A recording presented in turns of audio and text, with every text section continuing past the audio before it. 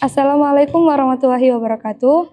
Alhamdulillahirabbil alamin. Wassalatu wassalamu ala asrofil anbiya'i wal mursalin sayyidina Muhammadin wa ala alihi wa sahbihi ajmain.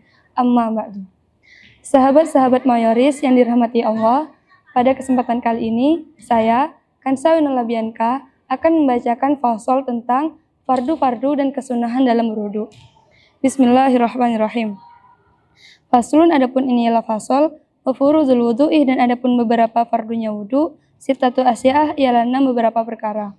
An-niyatu, rupanya niat, inda ghusl wajhi, ketika membasuh wajah, wa ghusl wajhi, dan membasuh wajah, wa ghusl yadaini, dan membasuh kedua tangan, ilal mirfaqaini, sampai kedua siku, memasuk ba'di ra'sih, dan mengusap sebagian kepala, wa ghusl rijlaini, dan membasuh kedua kaki, ilal ka'baini, sampai kedua mata kaki, wa tartibu, dan tartib, alama atas sesuatu, karena yang telah menyebutkan siapa kami hu terhadap ma. Wasunanuhu, dan adapun sunnah-sunnahnya wudu, asyaratu asya'ah, ialah 10 beberapa perkara. At-tismiyatu, rupanya membaca basmalah, wa ghusl kaffaini, dan membasuh kedua tangan, qabla idkhalihima, sebelum memasukkan keduanya, al-ina'ah, pada wadah, wal madmadatu, dan berkumur-kumur, wal istinsyaku, dan menghirup air ke dalam hidung, memasuk jami'ir ra'sih, dan mengusap seluruh kepala, wamasul uzunaini, dan mengusap kedua telinga, dohirihima, pada bagian dalam uzunain, wabatanihima, dan bagian dalam uzunain, bimain, dengan air, jadidin, yang baru, watahliliyatih, dan menyelat-nyelati jenggot, al-kasati, yang tebal, watahlilu aswami'il yadaini, dan menyelat-nyalai jari-jari kedua tangan, warijlaini, dan kedua kaki, watakdimul yumna, dan mendahulukan yang kanan, al-yusra, atas yang kiri, atau haratu, dan bersuci, salasan seraya 3 kali, salasan seraya 3 kali, wal muwalatu, dan berkesinambungan. Sahabat-sahabat mayoris yang dirahmati Allah, pada fasal ini wudu sebagai salah satu syarat sahnya salat memiliki beberapa fardu yang harus dilakukan agar wudu tersebut bisa dianggap sah. Fardu wudu sendiri itu ada 6. Di antaranya yaitu yang pertama, niat. Niat adalah bermaksudnya hati untuk melakukan sesuatu, yang mana dalam hal ini niat tersebut dilakukan pada awal permulaan pekerjaan. Nah, dalam hal ini pekerjaan tersebut adalah membasuh wajah. Oleh karena itu, definisi niat sendiri yaitu yang seperti saya sebutkan tadi, yaitu tempatnya di hati, bukan di mulut. Tetapi melafadzkan atau mengucapkan niat sendiri itu hukumnya sunnah, karena hal itu dapat membantu memantapkan niat yang ada dalam hati. Lanjut, fardu wudu yang kedua, yaitu membasuh seluruh wajah. Maksudnya membasuh di sini yaitu mengalirkan air kepada anggota yang dimaksud, baik dengan digosok maupun tidak. Adapun batasan wajah secara vertikal, yaitu mulai dari tumbuhnya rambut hingga rahang, yakni mulai dari pangkal rahang hingga dagu. Sedangkan batasan wajah secara horizontal, yakni dari sesuatu yang ada pada kedua telinga. Lanjut yang ketiga, yaitu membasuh segala sesuatu yang ada di kedua tangan sampai kedua siku, baik berupa bulu, daging lebih, ataupun kuku.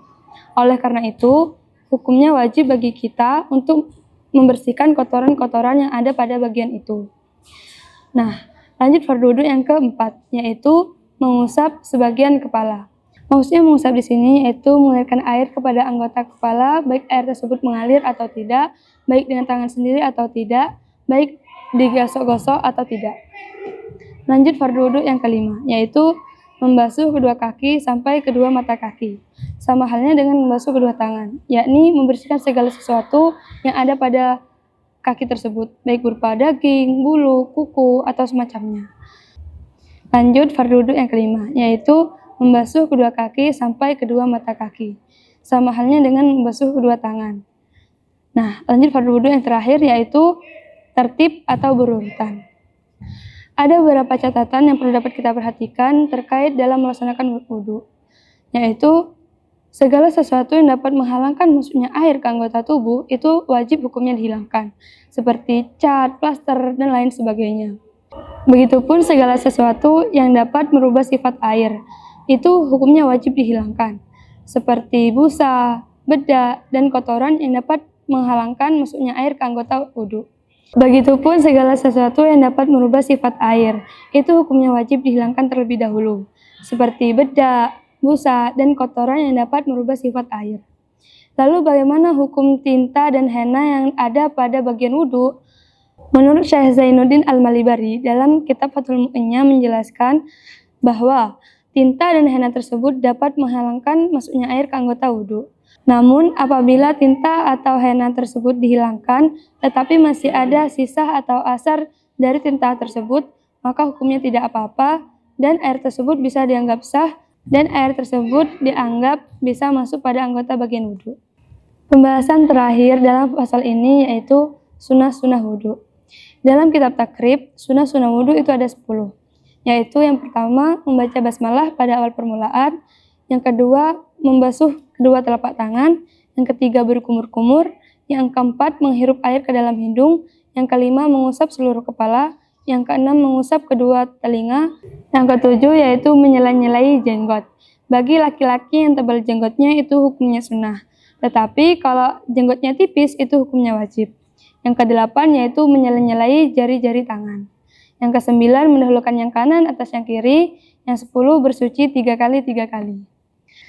Sahabat-sahabat mayoris yang dirahmati Allah, demikian pembahasan mengenai fardu-fardu dan kesunahan dalam berwudu. Kurang lebihnya mohon maaf. Akhirul kalam. Wassalamualaikum warahmatullahi wabarakatuh.